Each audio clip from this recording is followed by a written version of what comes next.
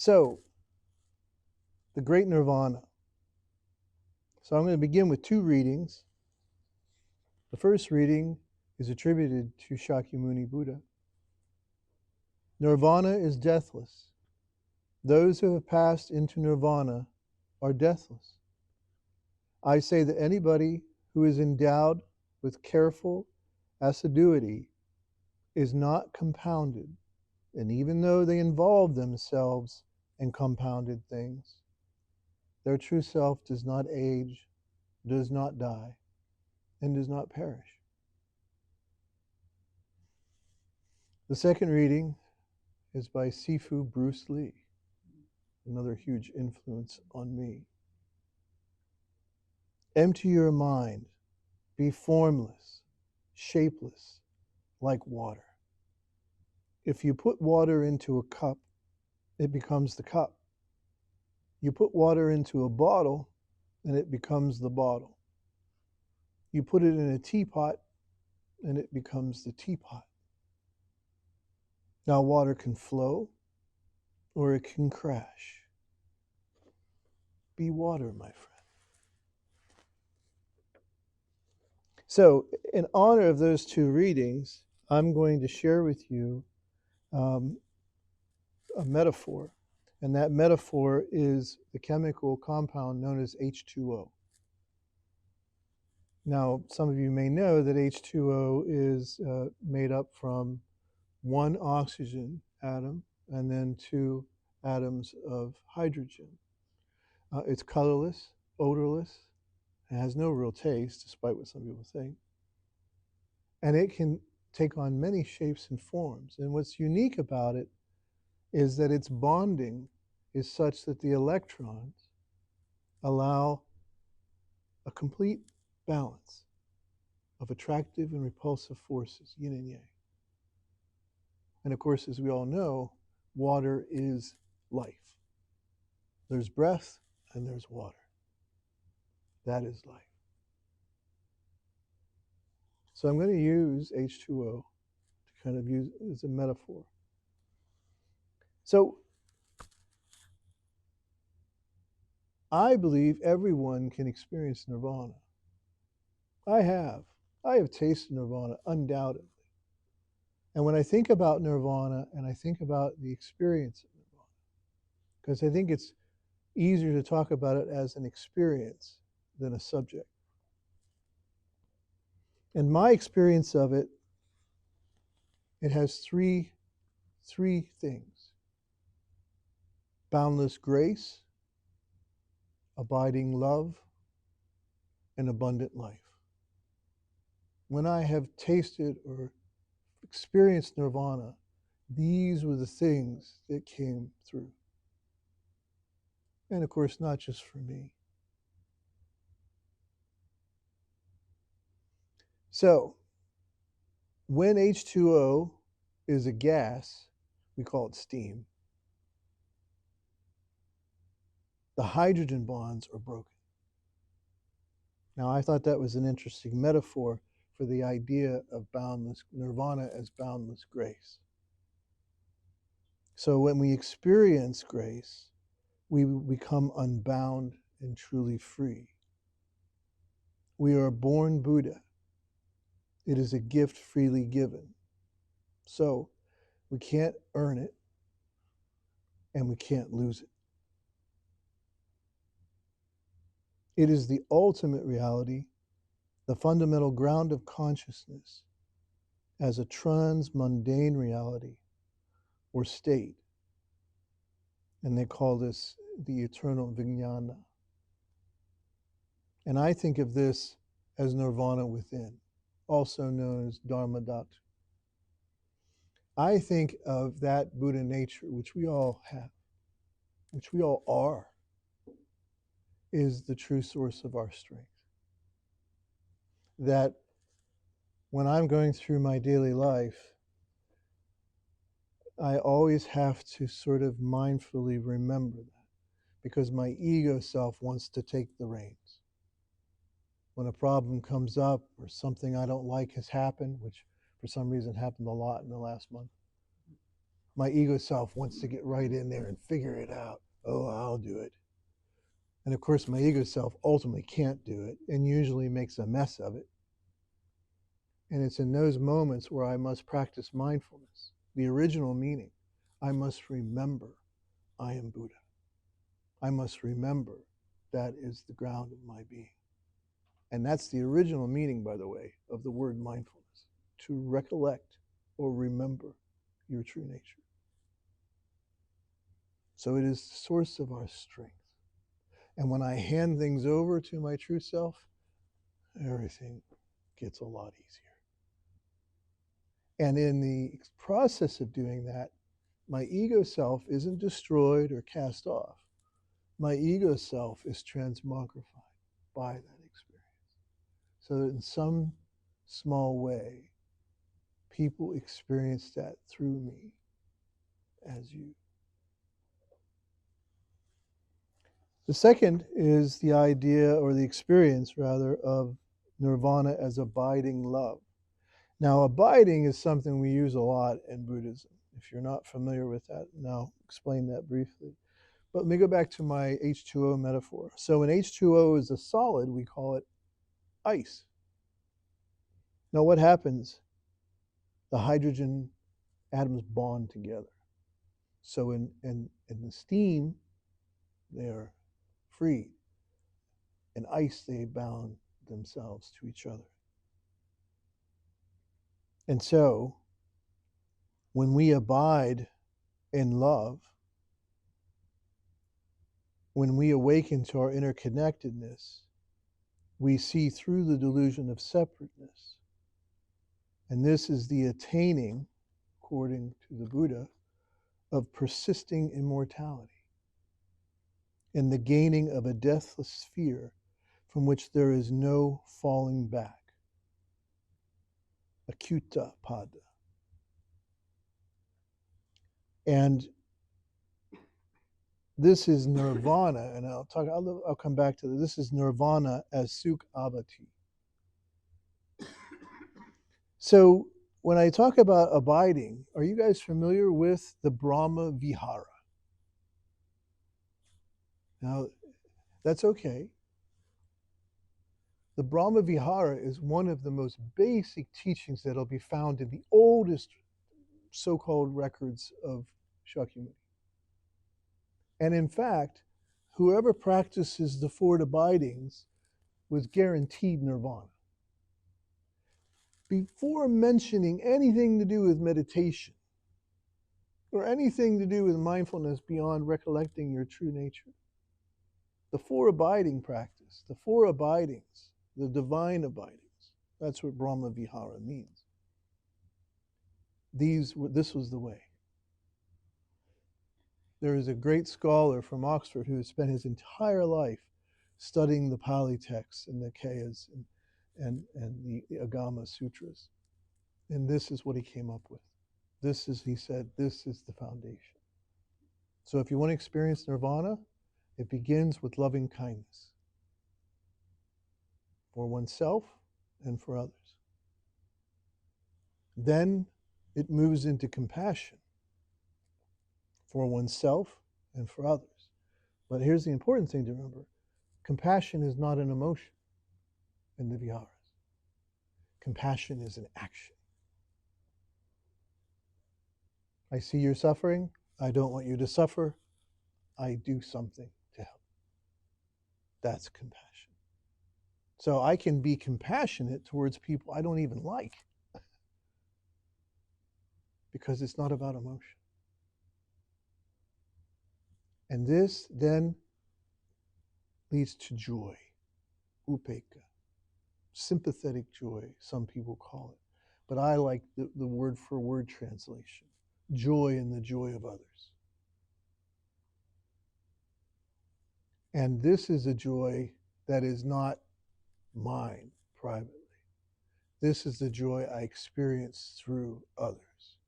Now, if you're a parent, when you see your child doing well, you experience this. But cultivating this for all beings, this is the way.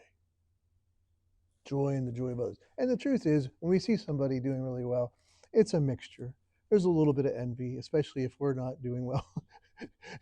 and there's, a little bit of jealousy and that sort of thing. And there's like, oh yeah, I'm so happy for you. I wish my life was better, right? Joy in the joy of others is not that. Joy in the joy of the others is a pure embrace. Good on you. And I relate it to compassion this way, that when I see someone do something great, now I didn't watch the Super Bowl, maybe some of you guys did.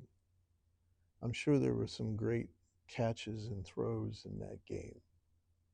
When I see someone do something wonderful like that, I say, wow, look what I did. Aren't I amazing? You see, because there's no separation. Now, when it comes to compassion, it's the same thing, but it's a little harder. When you see someone do something evil, destructive, you also say, wow, why did I do that? And so the abidings bring both parts of that awareness. And then the final abiding is equanimity. And this means that loving kindness, compassion, and joy is something that is experienced and expressed with all beings without prejudice.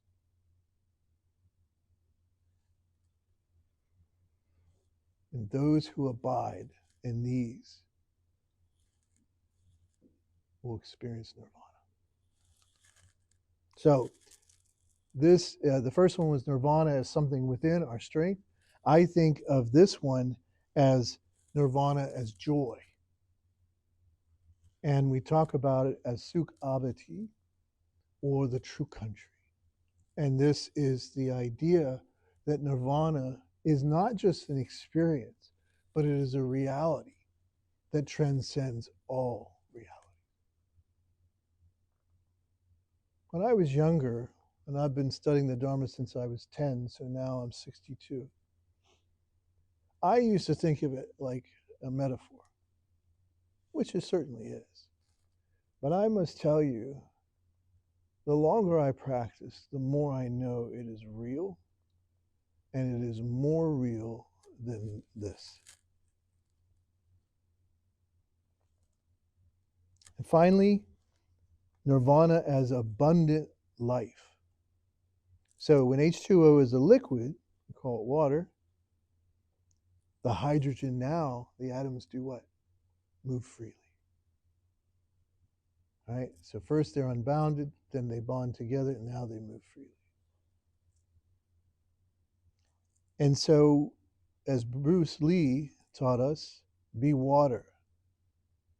As we learn to be water and learn to flow mindfully in daily life, nirvana can be experienced because it already dwells as the inmost consciousness of the human being. It already dwells. It is consciousness which, according to Shakyamuni, is not subject to birth and death. And I think of this as nirvana now. Another word for it is bodhicitta. And to me, this is the gentle way of living. Gentleness. We talk about gentle men or gentle women. What do we mean by that? Well, we know it's noble.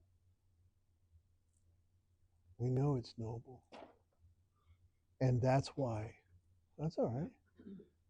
It was that good of a talk, you just lost your control. And that's why the path was known as the noble path. Because this type of living, this type of being water, what does that mean exactly? It means to me, and we just had a martial arts class earlier talking about this, it's the idea that when you become like water, the obstacles are no longer something you think about, right? We were talking about martial art about how the evolution is you begin, you have opponent, right? Opponent you're dealing with. Then the second stage is you forget the opponent. And the third stage, you forget everything. There is no opponent, there is no self. And you become like water. So whatever it is, if it's a milk and cranny, it fills it up. It goes around it, or it slowly wears it down. You know, I remember when we were in Japan, and my son, at age 12, received his Shuzo ordination at Shitonoji. There was a famous boulder there that had a drop of water that dripped on it every day, and it was there for centuries. And now it was just this little stone.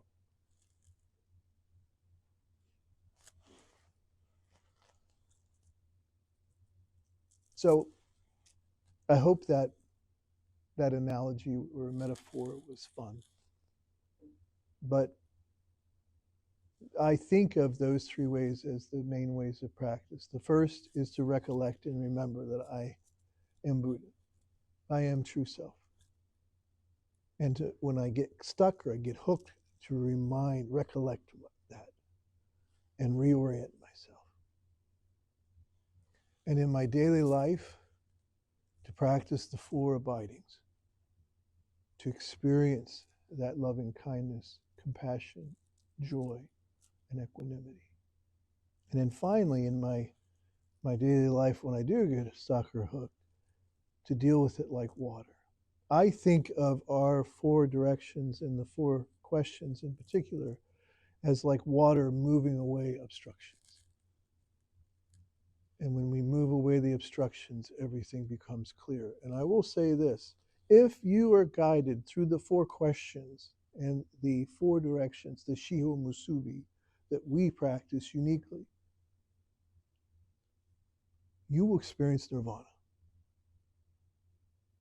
Might be just a little taste, a little glimmer, but you will. I guarantee it.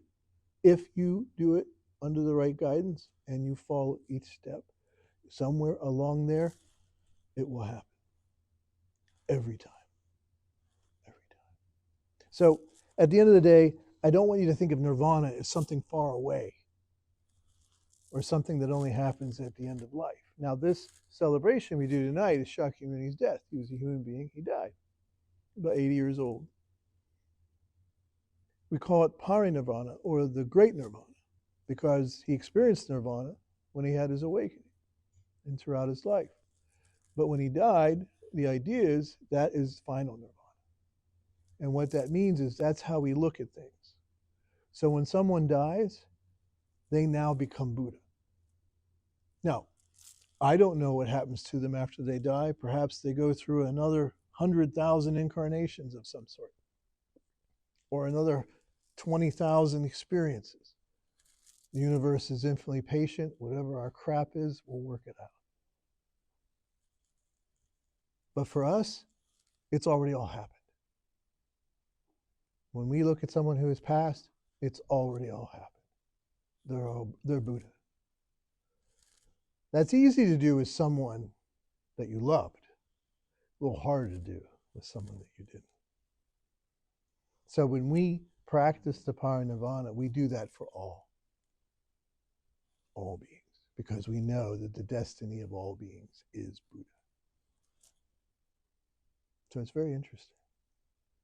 So what we're doing here is we're especially remembering Shakyamuni's, but it's the idea that death frees us from the bondedness of compoundedness.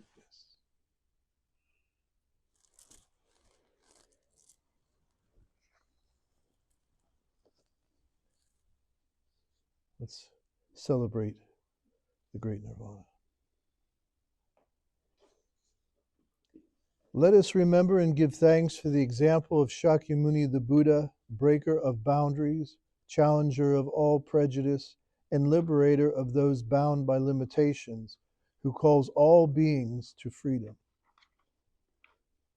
The sage whose true nature shone through the fullness of his humanity, shows us the path through his auspicious birth, his journey into darkness, his awakening, his life of service to others in the Dharma, and his final teaching of the great nirvana. And behold, the awakened one, realizing that his passing was imminent, prepared himself and gave his companion Ananda his final comfort and challenge. He spoke thus, Ananda, do not cry. Have I not taught you that all that lives is born to die? Have I not revealed to you that when I am changed from this form, that the teacher will remain in the presence of the Dharma, the practice, and the Sangha? Seek not your refuge in my transitory form. Seek it not outside of yourself. Be free. Discover it within yourself as an island in the sea of samsara.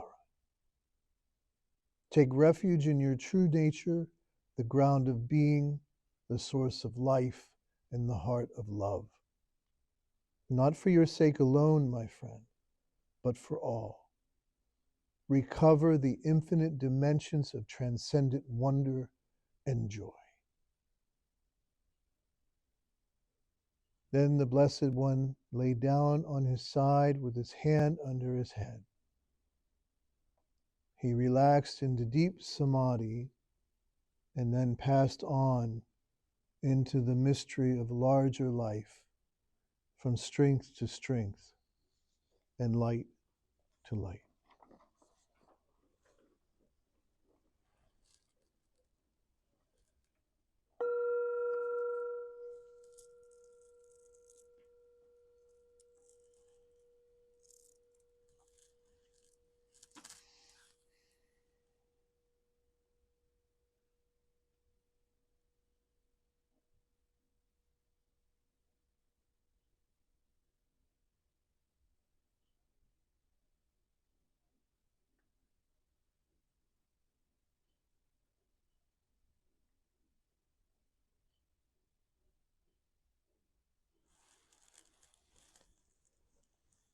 Take the drum. He thus attained the utter freedom and bliss of final nirvana. There was a profound rumbling in the earth. Whatever you think profound rumbling would be, go for it. A vast thunder in the heavens.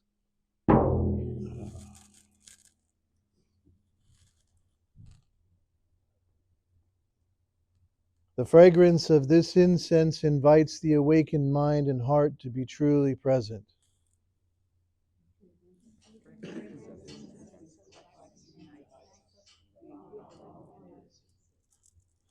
If the clergy and I, we recite the Ata Deepa together. Ata Deepa Viharata Ata Surana Anana Surana Dhamma Deepa Dhamma Sarana Anana Sarana. Let us make an offering of our lives in love and labor to the awakening of all. Now, as you come up, David, if you would take this book. Go ahead. As you come up, make your offering, and I assume you've made incense offering before. If you haven't, when you come up, you bow. We call it gesho in Japanese. You take a stick of the incense, you light it at the candle, and then we make 3 circles. One clockwise, one counterclockwise, one clockwise, and then you touch the unlit part towards your forehead, and then you can make a circle or whatever you like in the sand. And then after you have done that, hands together and then bow to everyone. So that's the offering. So I say that because one time a woman put the lid in to her head and her hair caught on fire. We put it out quickly, so there was no problem. We used the holy water and got it out quick. But that is the offering. Now, David, you're going to stand on that side over there. After you've done this, David is going to allow you something special, which is to see Buddha. You will see Buddha tonight. And don't say anything when you see it. Don't say anything to anyone else when you see it. And I would ask you not to talk about it afterwards, but just meditate on it. Okay? And David, hold the book up so that no one else can see except the person looking in. You got that? Thank you. While we begin the offering, and I'm sorry, David, I will take the book while you do your offering. We will chant the chant of Shakyamuni. And so I will do that, and please chant if you wish.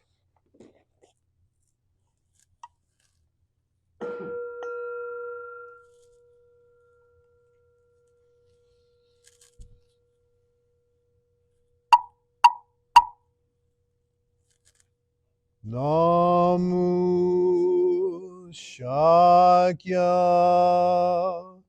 Muni.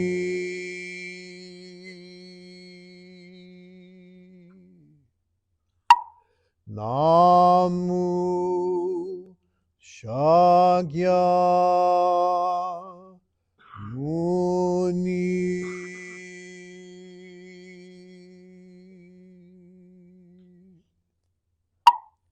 Namu Shakya Muni. Namu Shakya Muni.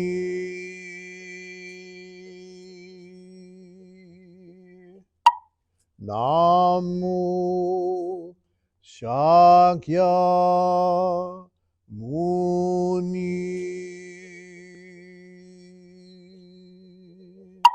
Namu Shakya Muni.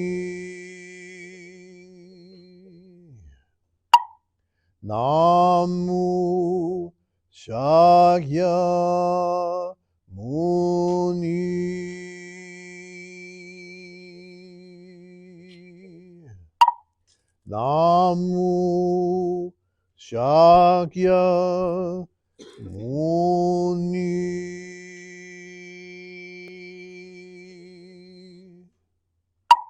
Namu Shakya Muni.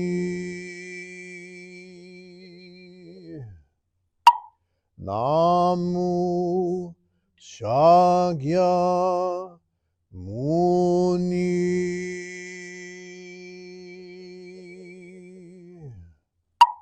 Namu Shakya Muni.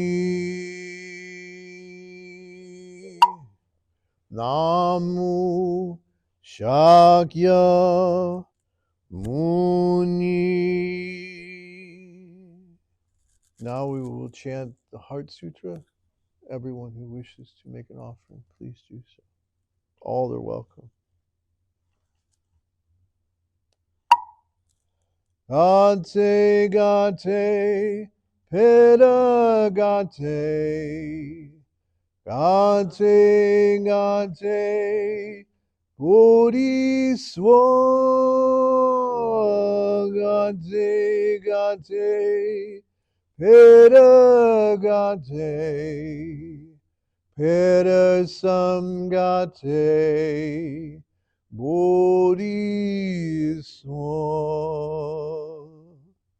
Peda samgate.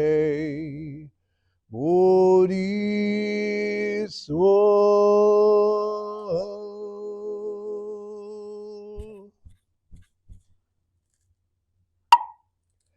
Gate, gate, peda gate. Gate Gate Bodhisattva Gate Gate Veda Gate Veda Samgate Bodhisattva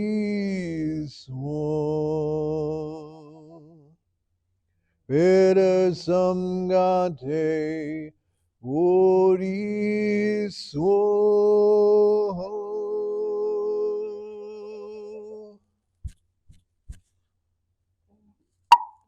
Gate Gate Veda Gate Gate Gate Bodhisattva Gate Gate Veda Gate Veda Samgate Bodhisattva Veda Samgate Bodhisattva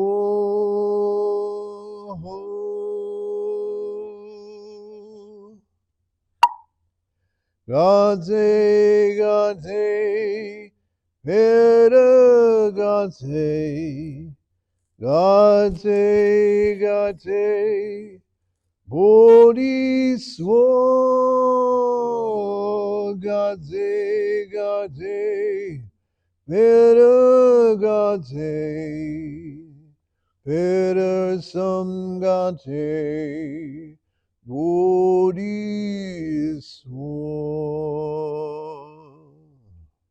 Veda Samgate Bodhisattva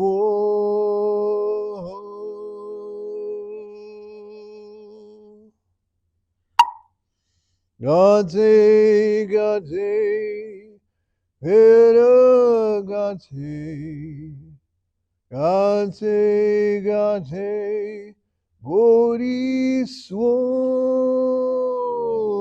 Gate Gate Veda Gate Veda Samgate Bodhisattva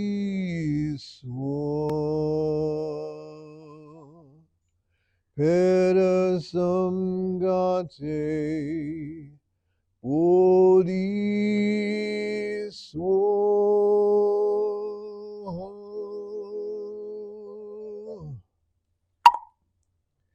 Gate Gate Veda Gate Gate Gate Bodhisattva Gate Gate Veda Gate Veda Samgate Bodhisattva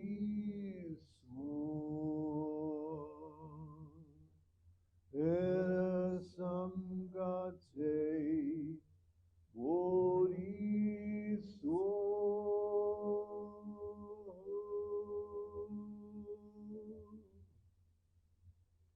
Now we will chant the numbers.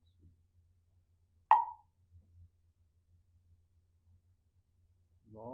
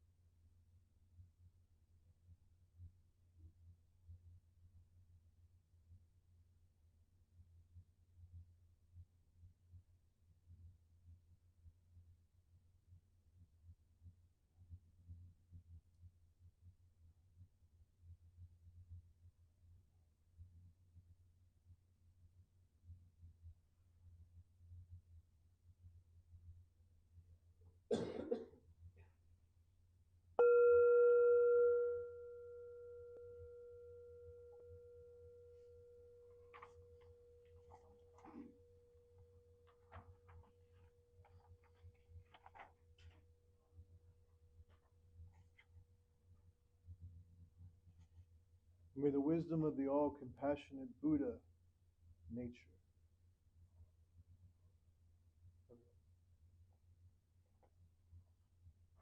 So shine within our hearts and minds, that the mists of error, the veil of tears, and the foolish vanity of selfishness be dispelled.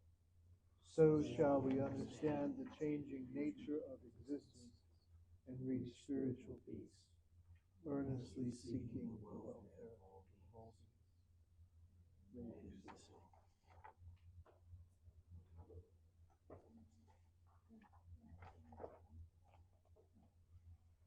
And thus completes to 2025 a great number. Thank you. Thank you.